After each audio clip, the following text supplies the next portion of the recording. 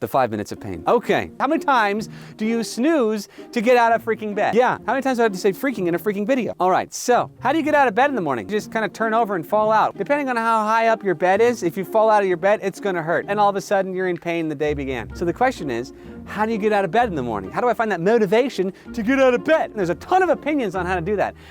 Make whatever you're trying to go for more enjoyable than the process it takes to get out of bed. I'm guessing that the thing you have to do, your to-do list, the stuff on your mind, is more painful than it is enjoyable to be in bed. Fair enough, right? It's more enjoyable to be in the cocoon. It's warm, it's cozy. You probably have a weighted blanket that's squishing you in the bed, or a heated blanket. Wow, you made that thing really comfortable. Now you have to fight that in order to get this thing accomplished, whatever it is. And there's this wall here that's like, oh, a barrier, I'd rather sleep. Oh, snooze button. Oh, snooze button. You know what? I'm just gonna take 5 more minutes, 10 more minutes, 8 more minutes. How many times do you snooze in the morning? Some people say, I always snooze 3 times. Well, wait a minute. If you're dead asleep, how do you keep track of each particular snooze? Beep, beep, beep, beep, What was that, second or third time? Was that the 4th time? And then you actually look at what time it is and oh crap, it's the next day.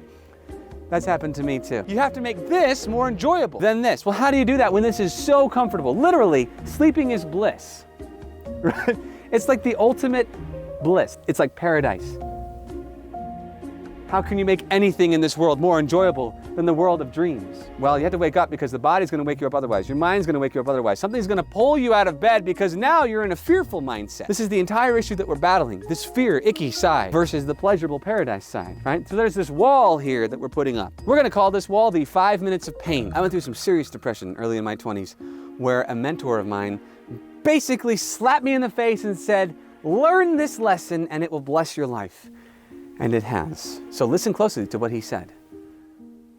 5 minutes of pain is all it takes to do anything. Why? Because momentum. An old-fashioned choo-choo train takes forever to get started. Chugga, chugga, chugga, chugga, chugga, chugga, chugga. It's painful, it's annoying, and it's that sound on the chalkboard. Oh, wake up, good morning. Let's start the day off the right way. Somebody woke up on the wrong side of the bed. Well, that's the other thing. Now you got 2 sides of the bed to wake up on. Let's just go back on this side. That's a scary side. So basically, we just have to pass through this 5 minutes of pain barrier, and then our mind wakes up. Oh, Bob's your uncle, and you're off to the races. Pass through the 5 minutes of pain, and you're on to the next part of your day. Goodbye. So the 5 minutes of pain looks something like this. Morning. Oh, no snoozing. No snoozing, ever. Do not snooze. Bad, bad, bad, bad, bad. Well, you can snooze, but chances are you're gonna be more groggy unless you've conditioned your mind so many times by snoozing that your body and mind is okay with it, right? Why would you want to condition your mind to be okay with snoozing? What's the point of snoozing? You're telling yourself that the day is not worth it if you're snoozing. You're telling yourself the day's not worth it if you snooze. Don't snooze. It's trying to say the day's great, but you know, the day's fine, but I'm excited, but I'd rather be sleeping than waking up. Duh, it's called the 5 minutes of freaking pain. It's painful. But here's how it looks. You wake up, some people pray immediately. Some people just get up and do jumping jacks. Some people splash water on their face. And for a lot of people like myself, if you get up for about 10, maybe 15 seconds, you gotta pee. It's that morning pee. The morning pee wakes up everybody. If you can wake up and go bathroom, you're probably gonna wake up because you have to function now in this physical world. Right? Your brain's not quite awake yet. Les Brown is one of the speakers who talks about this early morning theta delta something wave that only works when you're super tired or just waking up super tired. Either way, when you're half awake and half in the dream world, your brain is super absorbent to anything. And this is the perfect time to pump your brain full of motivational juju. It's like this awesome perfect window to be superhuman, even though you're half awake. Think about it. If your brain and your subconscious mind is the one taking over, your conscious mind is starting to wake up, it's like this perfect contrast between the worlds, this cross section of, oh my gosh, that's where I really live. How many words are there for this particular world? It's really powerful, but it literally is a portal that you like jump through. Some people just ignore it, but I would highly suggest that you take advantage of that time, right? To trigger your brain, to get that thing going, because whatever you put right there, that controls the rest of your day. However you handle this 5 minutes of pain controls the rest of your day. Think about Christmas morning when you were a kid. Did you really worry about the 5 minutes of pain? No, because you were trying to catch Santa Claus. You were trying to jump down the stairs and say, ah! You didn't even think about it. You went right through the 5 minutes of pain. You're already awake, and oh my gosh, now there's presents. Oh my gosh, there's presents. It's exciting. It's something that pulled you out of bed. You want to pull whatever that is through the 5 minutes of pain and utilize the 5 minutes of pain for mindset growth, for life growth, for that time where your brain is on hyperactive mode. You want to ignite it. To recap, we understand now the idea of pulling yourself through the 5 minutes of pain. We also talked about how the brain is totally absorbent during this time. Awesome, but you're still struggling to get out of bed. What do we do now? Now, we also talked about never snoozing because snoozing tells yourself that it's not worth it. So now we got up with the alarm, we're pulling ourselves with the motivation for that time, and we're putting something great into our brain. Awesome. There's something missing. What is it? This is probably the most important lesson that I ever learned. Acting without thinking. The 5 minutes of pain was followed immediately by the word faith. So for the sake of this video, faith is the belief that it is worth it. Okay?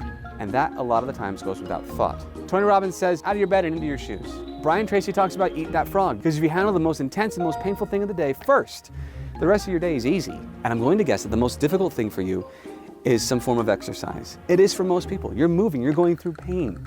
I would highly suggest that you wake up during your workout, right? I call it a numb pump. You pump when you're numb, and all of a sudden you wake up and you're already at the gym. For me, I know that if I start my day off with a numb pump, like a really intense just training session because I can't feel it, I'm not fully awake, I'm just totally cranking the weight, that to me is awesome. That tells me that the inner side of my brain, the subconscious part, is super powerful. How awesome is it to wake up knowing that you already accomplished the most difficult part of your day, lifting those weights, moving your body, getting up, doing the most difficult thing. That's inspiring. And if you keep doing that, you utilize the idea of not thinking. I need you to have this affirmation in your brain. It's always worth it. That affirmation has always pulled me through because I know that if I wake up, I always say to myself, I'm glad I did it. It's always worth it. Get a big win right in the beginning of your day and you set yourself up to be a winner. You've already won. The day is yours. Now bring on the sales calls. Now bring on all the crap of your day. Bring it on. You've already accomplished it. There's nothing more intense than getting out of that bed. There's nothing more intense than waking up through that alarm. Boom, boom, boom. You've already done it. You've already won and you've already proven to yourself that today is already won. So anything that comes your way, you can handle it, which gives you this confidence. And if you can do that day in and day out, not only do you get physical strength and self-discipline, you get this confidence and self-love that comes with it. It has to come that way. And when you have that, people are going to flock to you. You're going to become an attractive person because you loved yourself enough to take that discipline. That 5 minutes of pain defines who you are. I'm Eric Osmond. I hope this has been helpful to you with the most important lesson I've ever learned in my life. The 5 minutes of pain, the first decision of the day.